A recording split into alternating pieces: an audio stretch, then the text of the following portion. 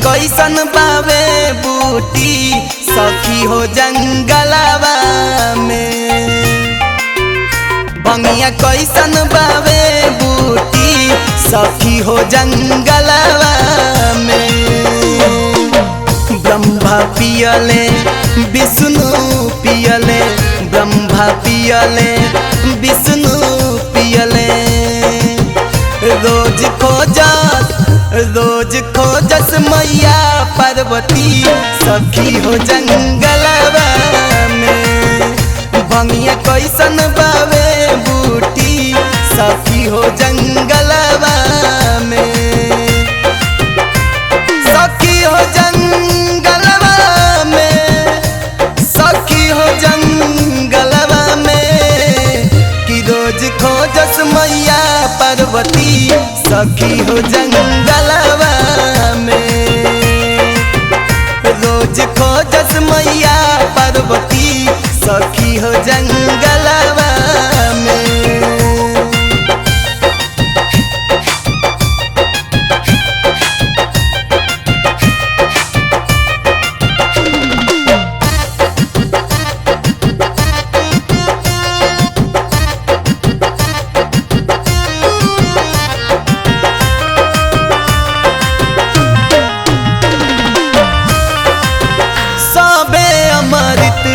धारण कइल कलकुट विषवा हो आदि देव के भइल।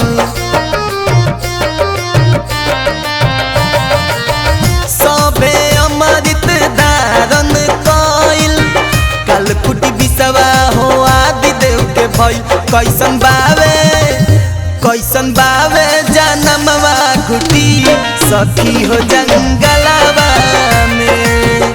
कि रोज खोजस मैया पार्वती सखी हो जंगलवा में।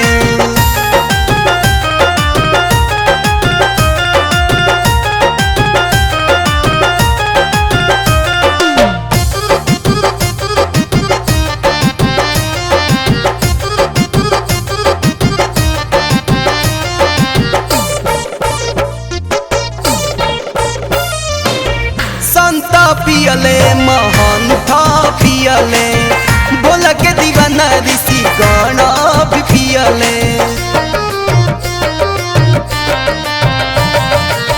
संत पियले महंत पियले, बोल के दीवाना ऋषि गण भी पियले। राम शिव से कबो न छूटी सखी हो मंगलवा